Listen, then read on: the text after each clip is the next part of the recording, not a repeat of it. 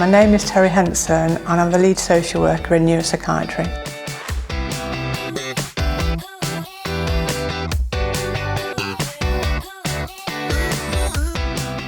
I work at the moment in dementia services, so I work with older people who live with a diagnosis of dementia, but they all have other diagnoses as well. So they might have a diagnosis of psychosis or schizophrenia, or anxiety and depression disorders, but certainly all of those disorders would give them a challenge that wouldn't be able to manage in a care home.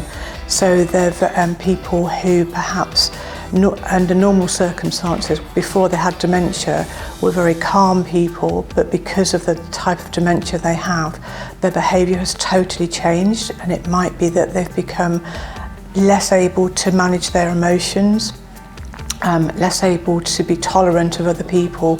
So because they've lost their voice, they might also be a little bit more physically aggressive to other people and to property.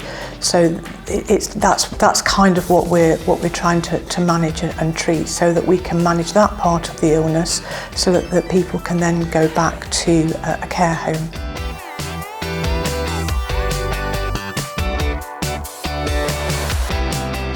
So the key interventions that we use, we're very much more outward thinking.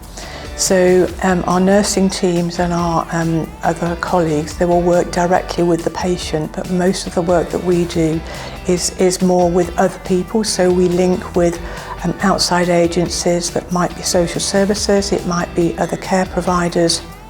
We work a lot with families, supporting families, because it's very, very, very distressing to live with somebody who has dementia.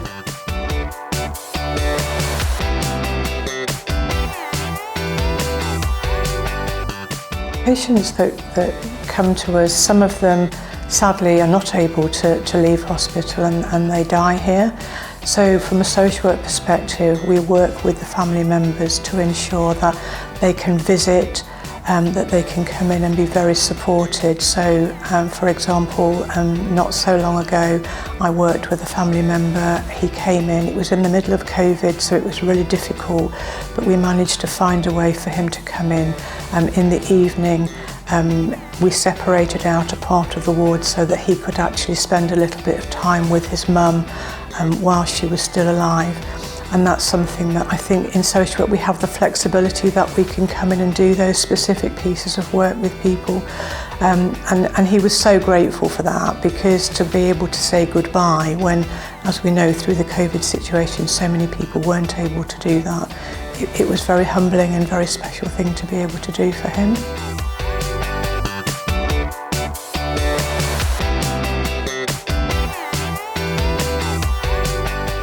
So when patients are ready for discharge, what social work will then do is link with local teams, and we will encourage them to come along and do the assessments they need to do to get funding in place. Sometimes social workers will actually physically go out and look at specific places. So as an example, I have a lady at the moment, she comes from an Asian background. We're trying to get her to be discharged to an Asian care home in Leicester.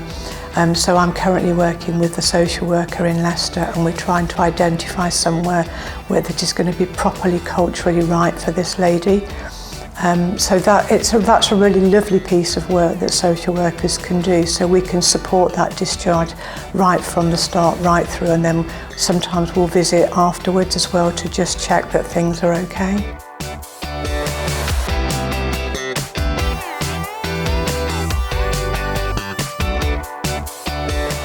I would say within neuropsychiatry, the compassion and the care that I've seen here has been absolutely outstanding, and people absolutely go the extra mile in every discipline, but our nurses are the most kind, caring, lovely people. They really work so hard. I think many of our patients, if they were not in St Andrews, they probably wouldn't have lived so long. And they wouldn't have had the quality of life. We're able to do things with our patients that, because of our staffing levels and the commitment that we have.